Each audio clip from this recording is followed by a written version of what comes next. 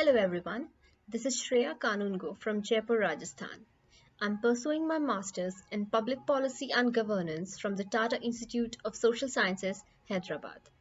I wish to discuss India's approach to international and domestic climate policy.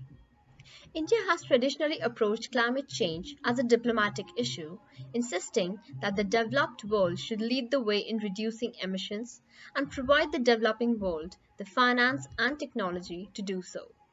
While this approach is entirely justifiable and has served India well in the past, there are compelling reasons for the country to rethink its approach to international and domestic climate policy. First, climate change is likely to have profound and devastating impacts in India, impacts that will make the task of development and poverty eradication considerably harder. Second, there are several cost effective actions that India can take that serve its development as well as climate interest. Rethinking our approach would translate internationally into our joining, even leading, a coalition of the willing that advocates for ambitious and strong rule-based global climate regime. Domestically, it would translate into a proactive exploration of lower carbon opportunities for growth that foster development, while investing in climate adaptation and resilience. Rethinking our approach at the international and domestic level, however, calls for strong institutions for climate governance. Climate change, often characterized as the defining issue of our age, is predicted to have profound impacts on natural and human systems on all continents and across the nations. These impacts are likely to cause devastation in India, a country with 7,500 kilometers of coastline, extensive tracts of low-lying areas, high population density, poor infrastructure, and continued reliance on agriculture for livelihoods. With the 1 degree Celsius warming that has already occurred since pre-industrial times, Himalayan glaciers have begun to retreat, and there has been a marked increase in the frequency and intensity of heat waves, droughts, extreme rainfall events, and floods. Climate change is predicted to reduce agricultural incomes by 15 to 25% by the end of the century in India. India's position in the international climate negotiations is set to with the larger geopolitical developments. With the US retreat from the Paris Agreement, the Brazilian President Bolsonaro's equivocation, the momentum that led to the Paris Agreement has begun to dissipate. There is a leadership crisis and imagination vacuum in global climate politics which India could seek to fill. India leads the International Solar Alliance and provides a substantial market. As the African region develops its infrastructure, an India-China alliance could help provide a vision to the technological and financial means for realizing a low-carbon yet cost-effective future.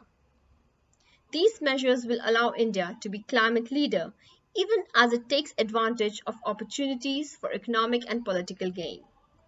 Based on approaches such as these, India could join forces with others to form a part of the coalition of the willing and global climate politics. It is in India's interest to be a part of this coalition of the willing. Nations that seek to progressively strengthen their nationally determined contributions and enhance their ability to meet the requirement of the Paris Agreement.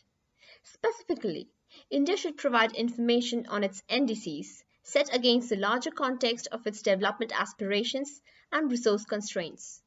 This information should include the planning processes the country has engaged in to reach its NDCs, which in turn should include meaningful stakeholders, consultations, and attentiveness to the human rights. India should identify its objective and indicators to assess its progress with its NDCs, take proactive efforts to address capacity gaps in implementation, and gradually improve the quality and precision of the information it provides. The country's delegation to the climate negotiation is considerably smaller than those of other nations of comparable size and stature. The composition of delegations tend to favor bureaucrats rather than experts, and there are limited formal channels for national positions to be informed by outputs from the growing research community. In rethinking our approach to climate policy, international and domestic, India must also rethink its engagement with experts. As the reality of climate change looms and its impacts become more real, India needs to view climate change as a developmental challenge and not simply as a diplomatic one. Simply put, climate change will make development outcomes more challenging. For example, global pressures to limit greenhouse gases and the emergence of new technologies will make it more complicated for India to power its industries and provide electricity to its citizens in conventional ways. Agriculture, on which a substantial portion of the population still depends on for livelihoods, may be particularly hard hit. Cities and coastlines may be subject to disruptions from climate related events. Water cycles may be disrupted, and the timing and availability of water through rainfall and in India's rivers may shift. Heat waves and shifting disease vectors will complicate the problem of ensuring public health. Climate change is not an isolated challenge to be addressed by one part of the government. It is a problem that requires mainstreaming of climate considerations through all sections of the government. Yet, a deeper dive into this reveals that the research and analytical capacity in each of these areas is weak, coordination is limited, implementation is patchy across these efforts, and the strategic thinking for truly transformative approach is lacking.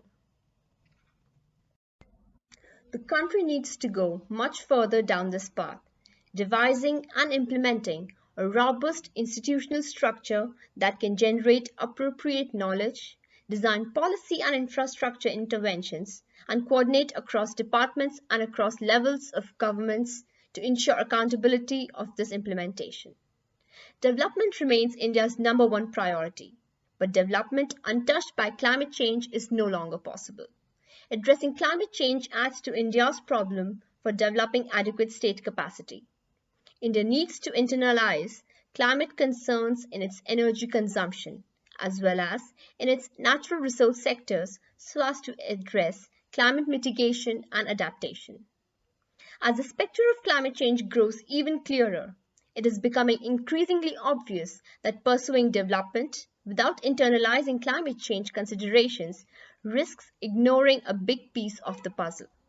A central element of the new government's agenda must thus be to internalize and mainstream climate considerations. Fortunately, in relation to international policy, addressing climate change can also bring economic and political gains. It can enable India to work on its alliances to become a leader in an impending global clean energy transition. And it opens possibilities for the country to become a political leader, notably of vulnerable nations.